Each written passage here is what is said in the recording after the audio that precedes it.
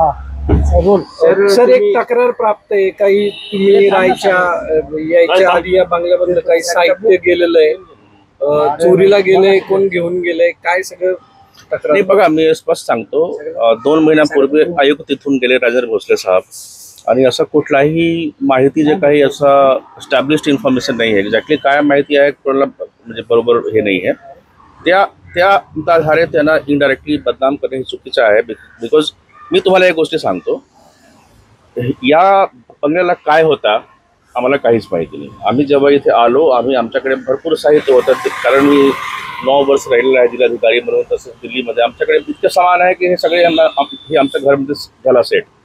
थोडाफार काही आवश्यकताप्रमाणे किचनचं काम, काही हॉलचं काम आम्ही करून घेतलं. माझं काय म्हणणं आहे की जर सामान इथून निघून गेला असेल तर कुठे गेला त्याचं कुणालाही काही माहीत नाही. शेवटी याच्यामध्ये जबाबदार जे आहे आपले भवन विभागचे जे काही अभियंता ज्यांच्यावर देखरेखची जबाबदारी ते जबाबदार आहेत. मी काही पूर्वीचे आयुक्त किंवा आताचे आयुक्त किंवा हे सगळे विषयच नाही.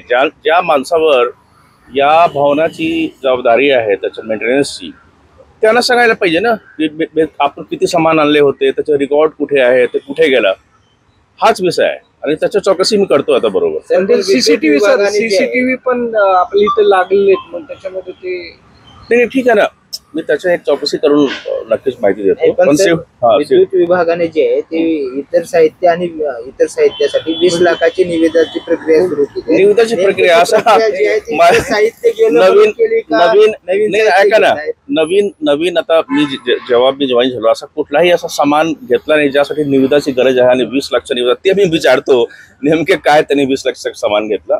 मी हे सगळे चौकशी प्रश्न तुमच्यावर अपेक्षा आहे पुणेकरांची, ही पारदर्शकता पाहिजे ना. हे म्हणतात विद्युत विभागाची जबाबदारी नाही, महापालिका भवन म्हणतात आमची करतो बरोबर.